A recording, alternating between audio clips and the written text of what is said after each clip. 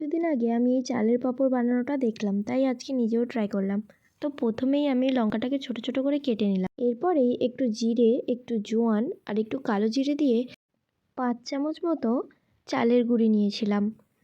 নিয়ে সেটাকে নর্মাল ওয়াটারে একটু ভালো করে গুলে নিয়েছিলাম।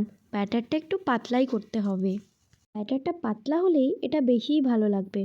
তো ব্যাটারটাকে ভালোভাবে গুলে নিচ্ছি। বেশ সুন্দর করে মিক্স করার পরে আমি একটা উনুনে হাঁড়ি বসিয়েছি। এই উনুনটা জানো তো আমি নিজে বানিয়েছি।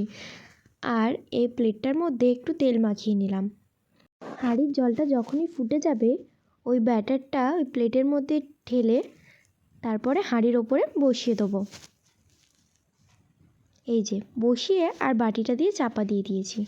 তারপরে 2 থেকে 3 মিনিট পরে বাটিটা খুলে নামানোর পরে ঠিক এরকম দেখতে হয়েছিল। প্রথমবার যেহেতু করেছিলাম তাই প্রথমেরটা একটু ছিঁড়ে গেছিলো, তো বাকিগুলো বেশ টুকটাক ভালোই হয়েছিল।